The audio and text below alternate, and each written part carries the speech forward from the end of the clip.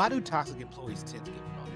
There is a book. I've gone through so many copies of it. I order it like 10 copies at a time, then I give away all 10 copies. Because I think people, particularly at lower levels of management, struggle when that toxic employee is also really, really high performer. So the book is by Robert Sutton. He's a professor, I think, from Stanford. It is called The No Asshole Rule. Everybody needs to read this book. Particularly when you see that problem in your organization, you should hand it out like candy.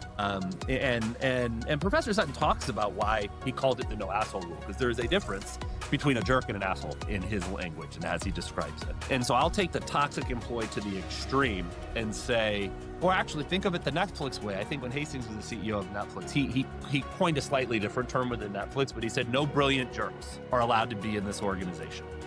And I think when you see that toxic employee continually being rewarded, it is typically because leaders are misunderstanding the short-term value of their high performance against the long-term cost of the damage that they're doing to the team and the organization.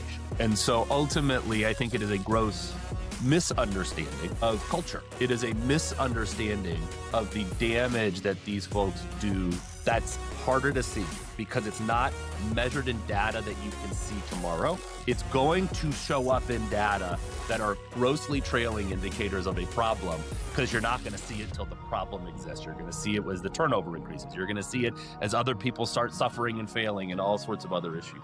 And so I think the reason that happens is leaders who don't quite balance on the whole, the totality of someone's contribution to the organization. When you're looking narrowly at how is this person doing at the work I've given them, the tasks, and you're not looking holistically as how is this person contributing to my business and my organization, you make those mistakes. When you start looking more holistically at their contributions as a person and the pros and cons of them being in your organization, I think you start to view things a little differently.